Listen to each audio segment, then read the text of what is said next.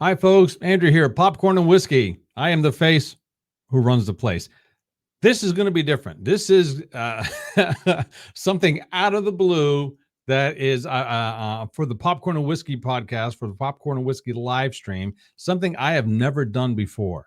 And I'm going to be interviewing somebody, and the person I'm going to be interviewing is fantastic at what she does. All right. Just let me tell you or read you her bio that she gave me real quick here. Renée Suzanne helps women over 40 start dating better men immediately so they can meet them and marry the man of their dreams.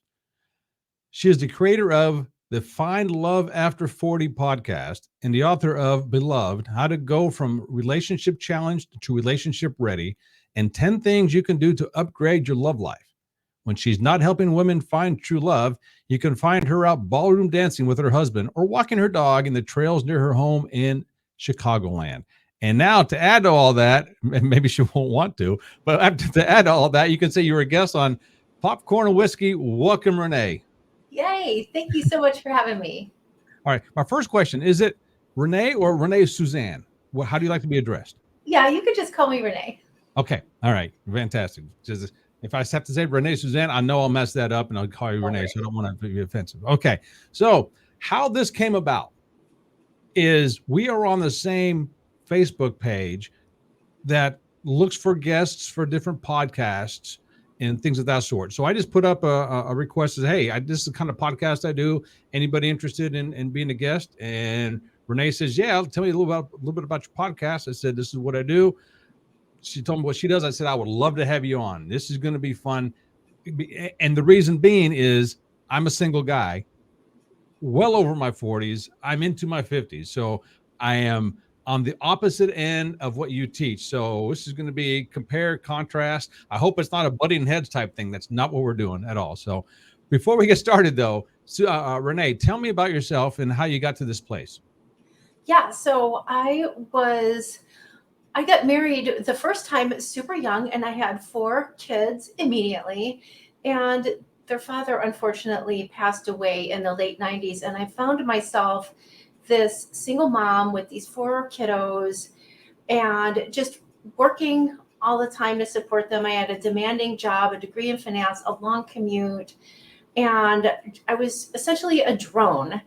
And this was in the late 90s. And by the time the dust settled and I thought maybe I would try to date, it was so hard.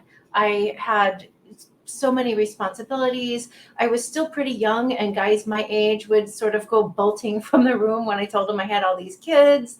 It was just terrible. And so I kind of put my head down and worked, and every once in a while I'd try to date and it would be terrible again. And I started so here is my social life. You can all start weeping for me now. It was like the early 2000s, and my way of entertaining myself when I couldn't stand to be at home anymore was to go out to the local bookstore, back when we had bookstores, and gorge on self-help books about dating and how I could improve myself and what on earth was wrong with me.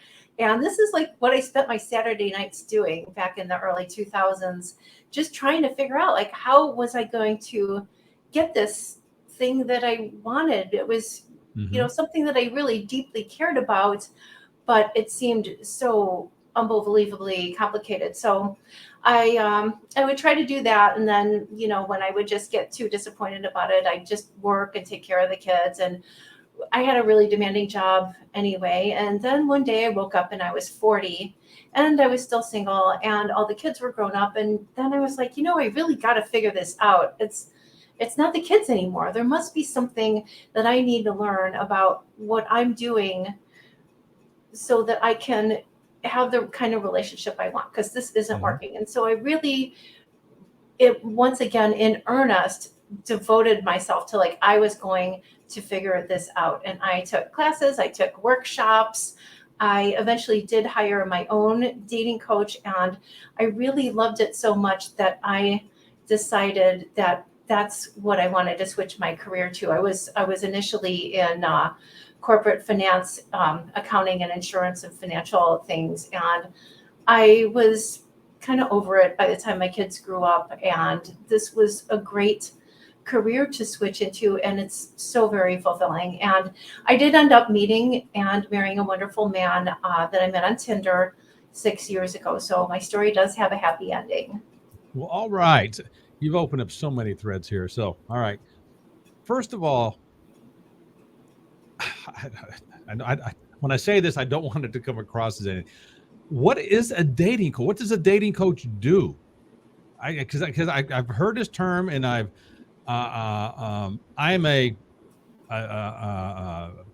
don't want to call it a fan, but I used to study the art of pickup. All right, so I'm being in the position you are. I'm sure you've heard of a guy by the name of David D'Angelo. I'm Oh sure yeah. you've heard of a Mystery. Yeah, I'm sure you've heard of the guy called Mystery. And what is his name? He wrote the book called The Game. Mm-hmm. Neil Strauss. I'm sure you've heard of those guys. So that's my background, and it's not dating. That's the art of pickup, if you will. So Right. two different things. So what is a dating coach? Well, I essentially help women get what they want. Most of the women who come to me really want a long-term relationship. They want a connection.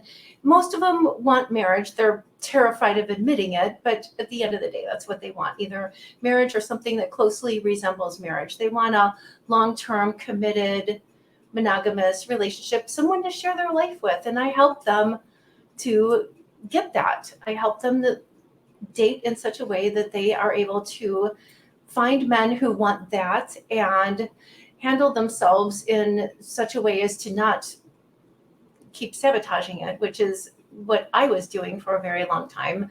And that's and what you brought up is a very good point. So I think a lot of people assume that other people want what they do. You've got these people who just want to pick people up. You've got these people who just want the hookup or the fling, maybe for whatever reason. They came out of a long-term relationship. They didn't get to do it when they were younger, whatever. And that's fine. People have every right to want whatever it is that they want. And so do you, right? And my clients, we women who grew up in a certain time, we were taught not to answer any, ask any questions. Is everybody back then, it was assumed, wanted to settle down, get a dog in a house and have a kid and a whatever. And so we were brought up, my generation of ladies, to just let the guy handle that. And it comes around to that if you just, smile and look pretty and wait for the guy to bring these things up. But we don't all want the same thing anymore on these dating sites, on these dating apps. People want all kind of things. And when ladies go out there just assuming it's like it was back in the day, you can end up being somebody's hookup or somebody's pickup or somebody's whatever, get incredibly hurt and jaded, and then hate everybody. And a lot of times I end up talking to people like that who have been incredibly disappointed by their results in the dating world just because they don't know how to navigate today's dating climate. Okay. I completely understand what you're talking about there. And once again, this is why this is going to be so much fun, or why because we're looking at this from two different perspectives. You're coming from the female perspective, who is looking for a long-term relationship. I'm coming from a male's perspective, who in the past wasn't looking for a long-term relationship. That's, the 20s and 30s. Most guys aren't at that point. Excuse me. And when you say dating apps, especially for the younger kids, because I'm also a substitute teacher, so I hear this all the time from the kids. Dating apps are considered to them hookup apps. And I know you've heard this a gazillion times. Yeah, all the time. And so when you said you met your husband in Tinder, which around this area, at least where I live, Tinder is notorious for being the hookup app. But you say you find the love of your life. Yeah, and it's also the number one app for marriage now.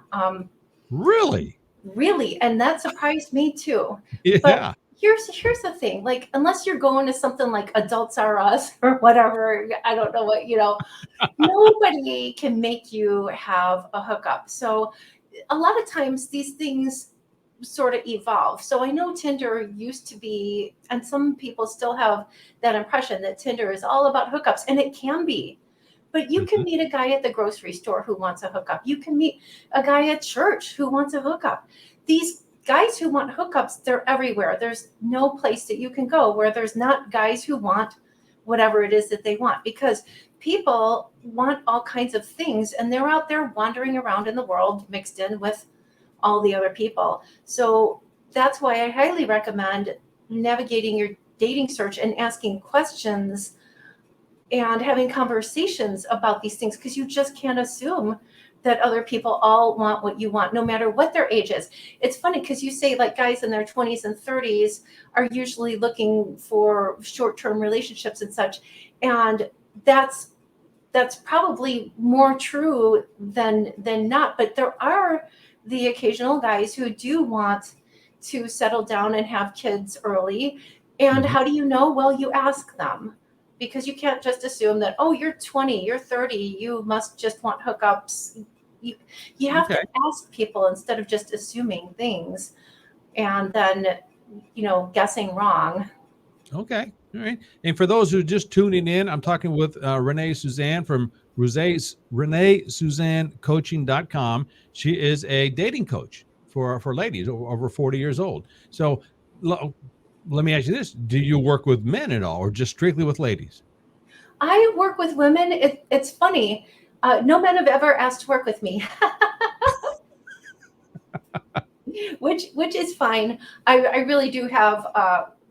I really do. My message is primarily driven toward women for a few really good reasons. I find that men are really good shoppers for women. They know what they want. They're not afraid to talk about what they want. They're not afraid to ask questions. They're used to putting themselves out there to get what they want. They don't get as tied up in knots about rejection as women do. They just get out there and do the thing. And those are all topics that I cover with my clients that men probably don't need to hear as much. Okay. All right. Now, uh, this is something I just thought of, as you'll find out, Renee, I jump around quite a bit.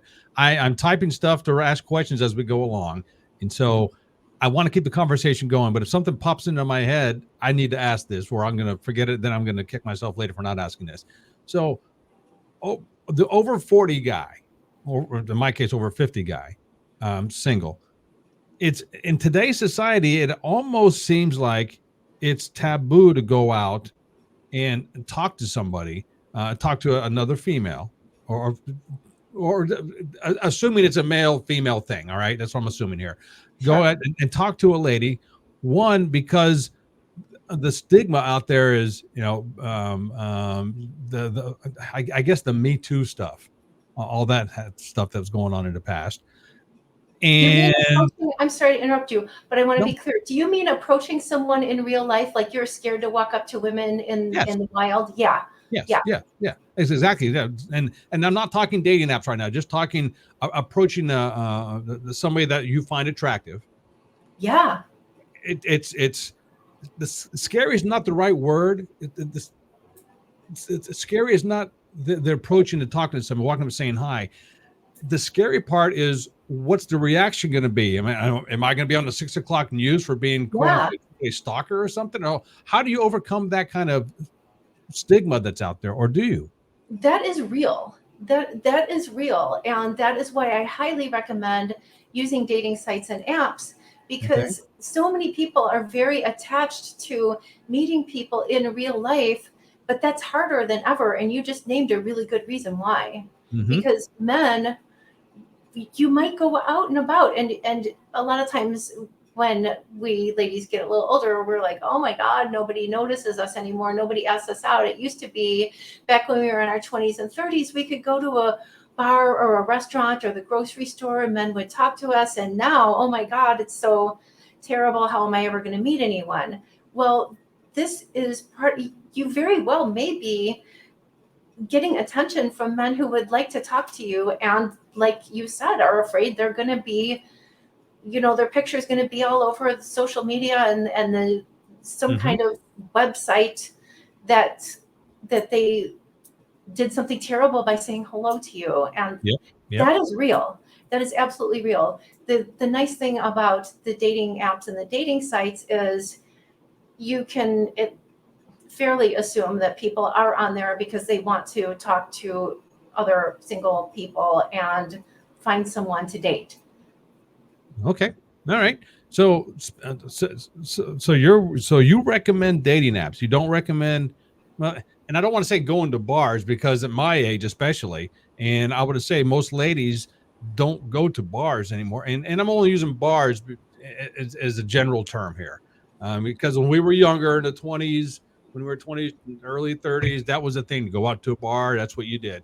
Now it's like, you know what? If I go to a bar, and the last thing I want to do is try to meet somebody, because being an old man like myself, as I always say, again, 6 o'clock news is going to be showing my picture tomorrow, and that's not going to be fun. So if you don't use dating apps, let's say somebody is not technologically savvy, where would they go? Or do you even recommend somebody? Oh my God. If you don't use dating sites or dating apps, are you really serious about finding someone? Because here you have, that is like, seriously, I hear this all the time. But, back in the day, people used to like climb in, wagons and carriages and set about the Oregon Trail and get across the country. And now we got airplanes, right? Yeah. And I would say to you, why on earth are you running around in that horse and buggy when you could hop on a jet and be there by lunchtime? Like, seriously, if you learn the technology, if you really want to find someone, it is well worth the investment. It's not that bad. You'll grow some new neural connections, and it might keep you from having dementia later. Like, learn how to use them. It's not that hard. You can learn this stuff. Okay. All right. And I'm not, don't get me wrong, I'm not against dating apps. Right. Again, I'm coming from a different perspective as you, A looking at lot it. of people are. Again, A lot of people are scared of them. scared is a one was a word, right? That wasn't the word I was going to use, but more, and scared, intimidated. No, but the dating apps that I'm on now, I'm not religious, hardcore, real serious about trying to figure out and understanding them. Do I go on a couple of apps? Yeah, but it seems like it's always the same faces, the same pictures, and the same ladies that you see all the time on there. So how do you, and if there is, I don't know if there's a way to do this or not, how do you increase that without going like 400 miles away, or should you? Well, you can widen your search. You can widen your age range. I always encourage my clients to be as open-minded about everything possible. Know what your absolute must-haves are, and then be as open-minded as possible about everything else. Because if you've been single for a long time and you're not finding somebody, and you're looking at the same old people, like, assuming you live in a decently populated area, I'm just going to say it does get harder when you get older. It's Mhm. not That's not news to anyone probably, but it does. It's not impossible, but it does get harder, and you're not getting any younger. So figure out what your deal breakers are. Be as open-minded as you can be about everything else, and realize that if you've been single for 5, 10, 15 years, you've got to branch outside of your type. Your type's not working. What you're doing now isn't working if you want a different result. So you've got to change some things, and I would put being open about everything you can be at the top of what might need to be changed. Okay, that makes sense. That makes sense. Now, one of the things I've been doing is I'm doing a little bit of research on you. Of course, that's what I got to do behind the scenes. Is listen to a few of your podcasts and your videos. By the way, you can go to YouTube, and what is it? Renee Suzanne. That's your YouTube channel. Yeah, Renee Yes. Suzanne is your YouTube channel. So make sure you guys go there, check it out, subscribe, and do all good stuff. So I've been going through some of your podcasts and some of your videos. So I want to go through, if you don't mind, and ask you a couple of questions based on some of the titles of your podcasts and videos. Is that okay? Oh, yeah. Okay. All right. Now, a second ago, you said that maybe you have to get on a plane and go somewhere to find somebody, or however you phrased it. The horse and carriage is no longer around. You got to get with the technology type thing. One of your latest podcasts, it says why I don't recommend starting a long distance relationship. Wouldn't getting on a plane, going somewhere constitute a long distance relationship? Oh, I'm so glad you asked that. Okay, so when I was talking Yeah, about the I'm horse trying and to trick buggy, you up. when I was talking about the horse and buggy versus the jet, I was talking about if you want to get somewhere. I do not recommend getting on jets to meet people. Okay. This is as a mode of transportation. Yeah, I'm glad we cleared that up. Yeah, me too. I was like, holy moly. I'm definitely not going to get on a jet to go anywhere to meet someone on for a first date. No, No way. I'm with you there. Yeah, no, I Okay. do not recommend long distance relationships. Please date local people, unless you want a fantasy/vacation relationship. And hey, if that's what you want, that's fine. Mhm. But if you want a real long-term committed relationship that's gonna turn into something serious, please date local people. Okay. Now, see, your local is different than my local. You're from the Chicagoland area. Chicago's is like the third, fourth largest population city in the United States. I I live in a place that's probably just the opposite. I mean, the place I live has less than 5,000 people. Nearby, you go, I think the nearest town has maybe 10, 11, 12,000 people, something like that. Beyond that, I got to drive a couple hours to get to any kind of major metropolitan at all. So, how do you navigate the smallness versus the vastness? If I came to you and say, "Hey, I need help," you're used to being somebody in a place where it has gazillion people versus somebody comes in a small population. Is there a difference of how you would treat that person that's come to you for advice or coaching? Yeah, so I define local as in time, not actual Okay. as the crow flies or get out your map or whatever. So I define it like, so for someone who lives in not a super well populated area, I usually recommend within an hour. If you lived in a place like Chicago, I would say you can for sure find somebody within an hour of where you live. This is Chicago, for heaven's sake. Mm-hmm. I would stretch that to 90 minutes if you lived in a less well populated area. But I mean, the fact is, there are only a certain number of people who live in your area. Have you dated all of them? Have you been as open as you can? Are you willing to move? How important is this to you?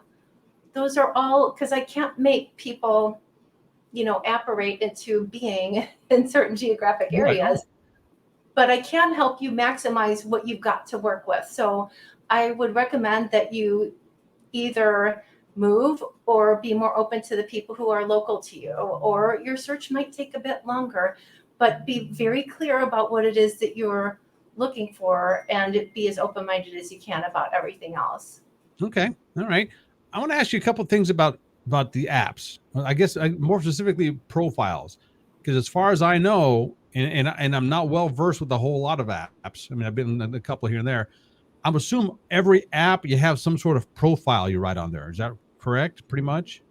I'm pretty sure. Yeah. I Okay. am not an expert on all of the sites and apps. There's no way I could be.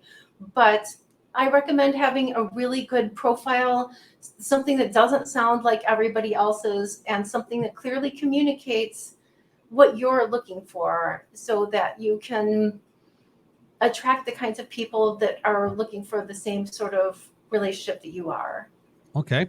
So now I'm going to get a little bit personal here, and if you don't want to answer this, I can edit this out. Not a problem there. So when you met your husband, did you approach him on the dating app, or did he approach you? We met on Tinder. So Yeah. what happens on Tinder is you match and then somebody reaches out. But actually the nice thing about Tinder is you can't get a bunch of messages from people that you haven't liked. You have to like them and they have to like you in order for you guys to communicate on the app. So a Okay. lot of other apps, a lot of women are inundated with messages from guys that they aren't interested in and can get super overwhelmed. But that doesn't happen on Tinder because you can only hear from people who match with you. So you have to like each other. So my husband and I matched, and then he reached out to me and sent me a very nice opening email. Okay. So what attracted you to him to like him, and do you know what attracted you to him for him to like you? I had really good pictures. I think That's that where I was going helps. with this. I was going with that's where I was going. Yes, please have really good pictures. Everybody likes to see an attractive person on a dating site or an app. So get good pictures. Good recent pictures help everything. They stop the scroll, because when you are looking on these dating sites and apps, all you see is a bunch of tiny little thumbnails, and you just swipe and swipe and swipe and swipe, and it can be kind of overwhelming and exhausting at times. So if you have a really good picture, that's going to help you. And Tinder, I believe, I know at the time, only gave you 500 characters. So you have to limit whatever you have going on in Tinder to that. So Okay. I had written a really nice profile. He still remembers it. It was a good profile. I help all my clients do this. My profiles are more like stories about the person. It's not like, hey, I don't smoke, I don't drink. If you're allergic to cats, don't message me. That's like, come on, that's not entertaining to read at all. You want to read a story that sort of captivates you and gives you an idea of what kind of person this is. So I wrote a really good profile, like I would help my clients write.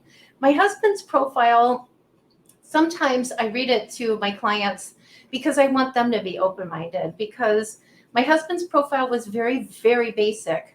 Mm-hmm. And it didn't give any sort of hint at how amazing he was. But I was on Tinder and I was being open-minded, so I matched him, because you're on Tinder. You can't be super picky about every little thing.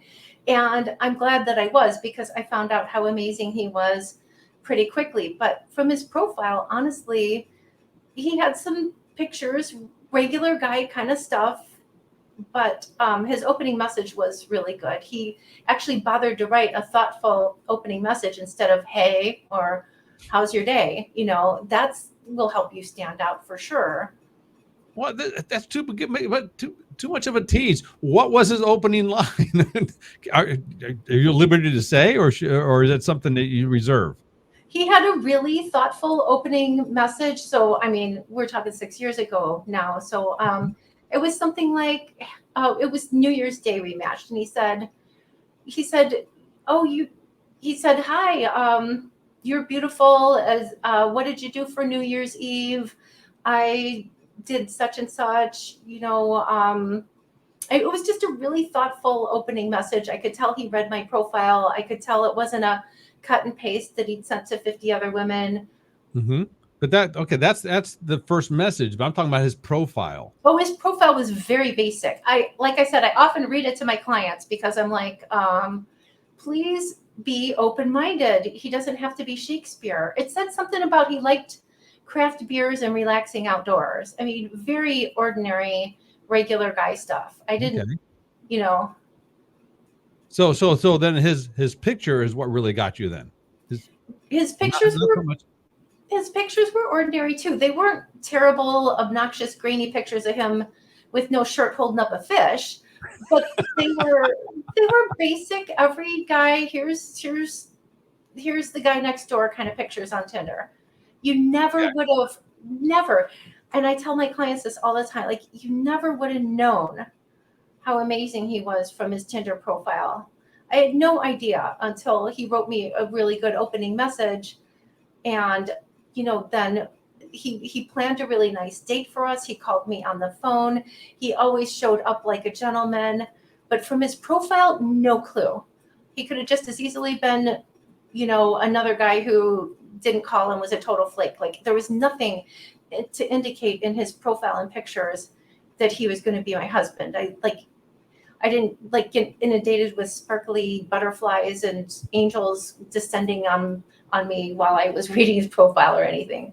So, but there had been something in his profile that attracted you, or you wouldn't have clicked yes on it. It's a numbers game. I clicked on probably 10 other profiles that day. Okay. Okay. All Yeah. right. Okay. Oh, that answers my question right there. I said, okay. I thought Sure. there was something specific about his profile that you liked. Like, oh, I got to meet this guy. But okay. All right. Which goes into another one of your podcasts. You said, are you being too picky? I get accused of that all the time, especially from my mother. And you're being Mm. too picky. I'm like, well, why can't I be picky? Is it bad to be picky? I think you should be picky about the right things. Okay. And What does that mean? what's really a priority to you? Okay, so spoiler alert. If you want, what is it that you want, like relationship wise? Whom you talking? You asking Yeah. me? No, Yeah. I want somebody I can be comfortable with, somebody I can laugh with, have fun with, just go out and enjoy life with. Okay, that sounds like a really reasonable thing to want. Okay. So why are you so picky? I don't know. Because I haven't you already met somebody that you could have those things with at least a couple of times? I thought I did a couple of times, but it never panned out, never worked out, and we went our separate ways. So Okay. so it never really panned out that way. Yeah. So, yeah, I mean, because I would think that those are very reasonable things to want in a partner, somebody that you can feel comfortable with, relax with, have a good time with. If that's all you're looking for, then there are plenty of people that you could have that with. I thought you were going to tell me she had to be, you know, have a PhD in Oh bird heavens no. watching or some crazy thing. Well, she's got to look like Shania Twain, of course. Yeah, but that's a big plus right there, of course. But I'm also a believer of attraction isn't a choice. You don't have a choice of who you're attracted to. I'm a firm believer of that. Absolutely because for instance, I can walk down the street and say, if I see somebody, a half mile away, say, hey, I want to be attracted to that person. No, you don't have a choice. Either you are attracted to them in a romantic way or you're not. You can say somebody is attractive, all day long. And I'll say this with most due respect. I mean, you are absolutely gorgeous. You are extremely attractive. I mean, Well, I'm thank sure you. you get that all the time, even It didn't before. get me married. I was way more gorgeous when I was 30. And that proves my point right there. You are attractive, but the husband you have now obviously didn't find you in your 30s, obviously. So the point is, he wasn't looking for your particular type. And once he found you, like, oh wow, she's gorgeous, she's beautiful, she's exactly what I want. And it doesn't matter what you look. I'm just using you and your husband as an example because we're talking about that. But you see people all the time. You see couples all the time. You're thinking, how in the world? You look at them like, how in the world does she like him, or how in the world does he like her? You see that all the time. Again, Yeah. because attraction isn't a choice. He's attracted to her, or she's attracted to him. There's something about that person that makes you attracted to him, and you don't know what that is. And I think it's part of the evolution of the human mind, and that's getting into way more philosophical stuff than I want to get into here. But I'm a firm believer of attraction isn't a choice. I'm a firm believer of that, and I hope I'm getting that across the way I'm wanting to. But maybe I'm thinking you're probably thinking this is a goofball. Why am I even on the phone? This interview with this guy. I do agree and see your point. I think, especially for women, it can be not so binary. Um, but that's an interesting conversation. So I do think that men know if they're attracted to women right away. I think that I'm not convinced it goes the other way. So I think women can be attracted to a man. I always tell my clients, okay, I don't think that attraction and chemistry is a choice. But what I do think is that women's attraction can increase when they like someone.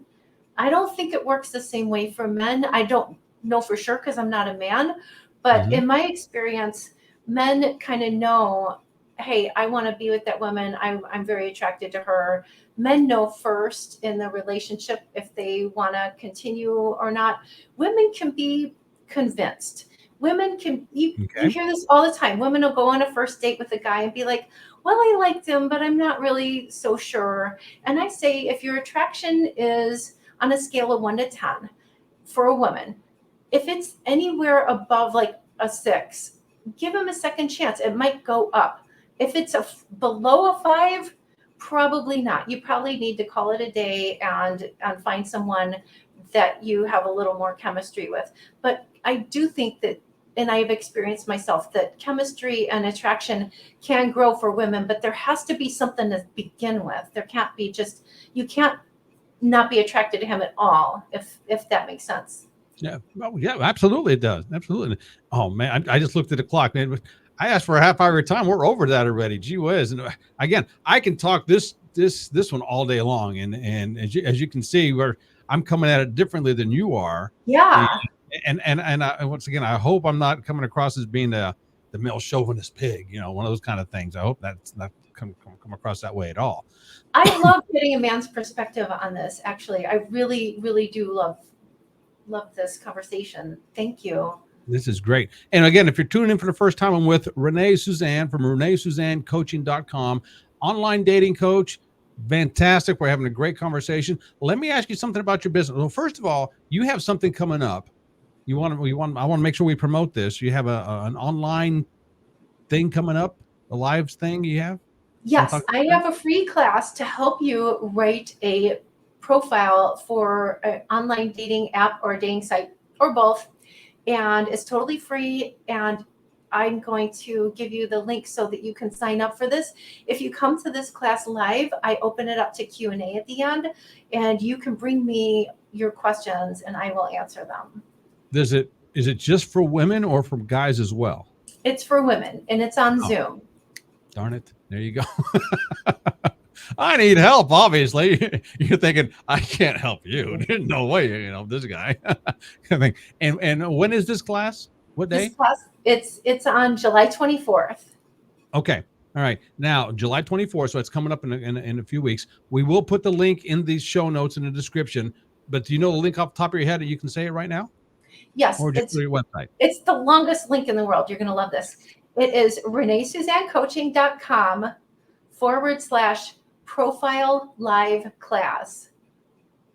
Okay. So if they just go to ReneeSuzanneCoaching.com, can they find it from there? They just go to your page? I just have the PDF up on the site because I hold these classes, and because I'm not a webmaster, actually, is the shortest answer to that question. Well, that's fine. Believe me, I'm not either. Believe me. Awesome.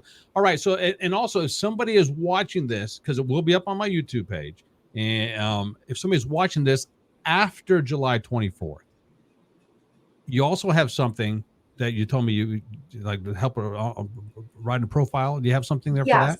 Yeah, just go to my website, ReneeSuzanneCoaching.com, and right there on the homepage, there's a place that you can sign up and get the guide to help you write your profile. Okay. All right. Well, one more question, then I'll let you go. Because once again, we can talk all night long. This would be great. A guy such as myself, what kind of pictures would you suggest I put on my dating profile? Or actually, any guy, what pictures should you and what pictures should you not put on your dating profile? Awesome questions. And I'm so glad you asked, because you are doing a public service for all of the women in the world. So please, I hear complaints about guys' pictures all the time. And I say, please listen to my advice. I cannot make men post better pictures, but here I have an opportunity to tell men and women what makes a good picture. And this is for both genders. So please look straight at the camera and smile. Don't make weird faces or try to look, I don't know, like whatever. You don't need filters. Please, no hats or sunglasses. Wear clothes. Please wear clothes. We don't need to see you in your swimsuit yet, or in your bathroom mirror with no shirt on or holding up a fish. Just wear some clothes. Look nice. Smile in the camera. Be alone in the picture. Don't crop your ex out of that picture. We know you guys do that. And ladies, you don't do that either, right? Okay. So no hats, no sunglasses, smile, wear clothes, and don't do that thing in the car with your seatbelt on. Just get somebody to take your picture. Get your sister, get your one of your kids, set the timer on your iPhone and back up. Like, just do something to get a nice picture of yourself. And that goes both ways too. Because I'll tell you right now, ladies, if you have 4 or 5 pictures with 2 or 3 people in the picture, swipe left, you're out of here. I don't know who you are. Which one are you? Yeah, so for don't sure. do that. And being older like myself, don't have pictures with you and your grandkids or your little kids or something. Swipe left. If you want to introduce your grandkids the first, if you have little kids, you want to introduce those in the first sight, I don't think I want anything to do with you. And it's not because you have kids. It's like, all right, if you're going to lead with that, what's the rest of the conversation going to be like? I think I think people just go through their phone and post whatever is on there. Mm-hmm. I don't think there's anything more to it than that. So just take the time out of your day to actually snap some pictures of yourself specifically for this purpose, and you'll be fine. Fantastic. All right. So I'm with Renée Suzanne from RenéeSuzanneCoaching.com. All the links will be in the show notes. Don't worry about that. So Renée, it's been fantastic. Thank you for being here for my guest on Popcorn and Whiskey. Do you have any parting words before I let you go? I would just like to say thank you so much for having the opportunity to have this conversation. It's been so interesting and fascinating, and I love having a male perspective. And if you're more than welcome to come on the live show, Popcorn and Whiskey, anytime, you and your husband both, that'd be we'd have a ball. I guarantee we would have a ball with that one. So, oh my God, we sure would. we might gang up on you. I don't know if you like that or not. So anyway, thank you so much for being here. All the links will be in the show notes. Remember, Renée Suzanne at RenéeSuzanneCoaching.com. Look for her on YouTube. The podcast is, what's the name of your podcast? Find Love After 40. Go check it out. Fantastic. If you go there, tell her that I sent you. And if you're listening to this or watching this, you don't have anything to write with, send me a message. I'll get it to Renée. No problem there. So we can forward it. So be safe driving, listening, whatever you're doing. So I'll stop it here. Renée, once again, thank you so much. And that's it. Thank you. Thank you. So this is Andrew and Renée, Popcorn and Whiskey. I am the face who runs the place. And so until next time, this is us. Ciao.